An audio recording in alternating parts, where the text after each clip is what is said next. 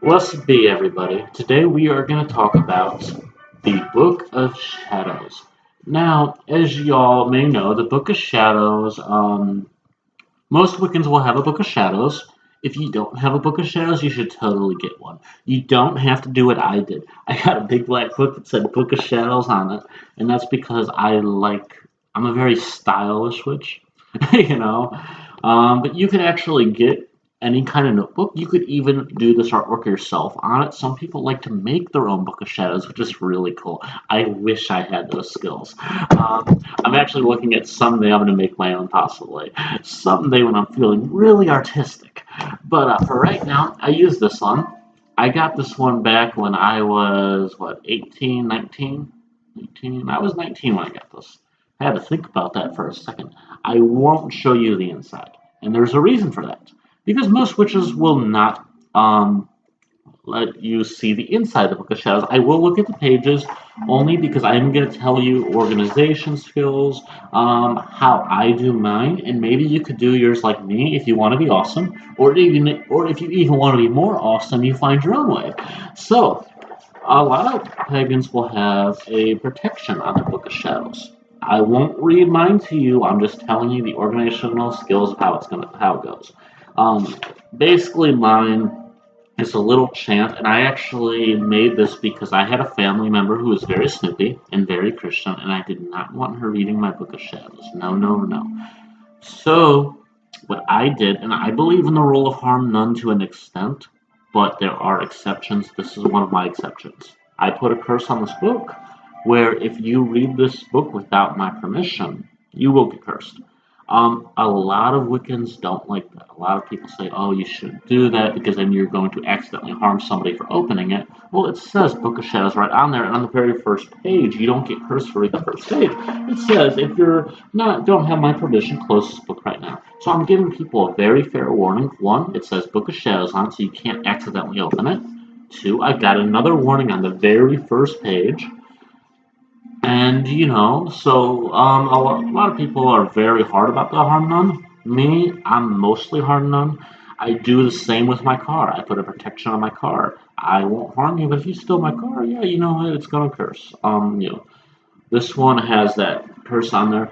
Unfortunately, when I designed mine, I didn't really have a way to let other people read it because I am very formal about things. Partly because I was raised in a very conservative home. The other part because I spent my teenage years in DMLA, which is a youth group associated with the Freemasons, and organizational skills with rituals are very adept into those kind of organizations. So after spending my teenage years in there, I'm very organized when it comes to my craft. A lot more.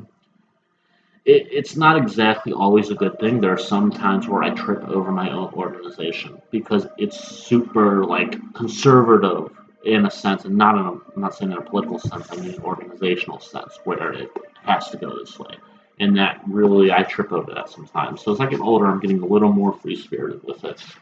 But my Book of Shadows. Oh, anyway, where I was going with that, I'm a very fast track mind. With my protection, I had to figure out how to let people read it. So I finally found that I could, you know, I always have somebody put their hands on the book, and I say you have permission to read it.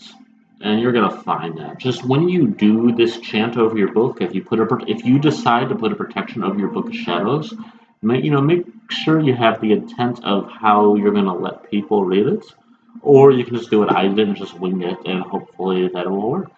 If not, you lose a friend, but then they weren't your friend to begin with, right? So another clever thing I did, because a lot of people, when I first started, I saw a lot of people scramble through their Book of Shadows. Where is this page? Where's this page at? Where's page? Where's my invocation? Where's my blessing? Well, I had the genius idea that on the second page, I put an index. So every time I add a page to my Book of Shadows, I go back to the index and write under, and that's the page number. Got every section in the index, so I never have to scramble for my Book of Shadows. So that's one example of where my super organizational skills have really helped me. I'm also a little lazy. We'll get that into later about it's always fun. You're trying to keep an active path and you really want to do magic and you're lazy. I'll do other videos on that and how methods to overcome that. especially if you're not a planner like me. I'm organizational, but I don't like to plan. I know it makes no sense. So anyway, in your Book of Shadows, if you decide to do the index, awesome. If you don't, even more awesome. It's up to you. And you're gonna put. A lot of people treat it as a witch's journal because that's what a Book of Shadows originally was. But I'm very, very conservative with my Book of Shadows. So I actually have special journals like for raw ritual. If I have a ritual but I don't want to write it down that I personally did, the scratch work I'll put in another notebook, and then the hard copy of that ritual I may put in here. I haven't yet, but if it's a ritual that I want to repeat in the same way, but any errors that went on in the ritual I won't put in here. This is for my records to repeat. I treat it as a guidebook, so everything has to be professional in my Book of Shadows.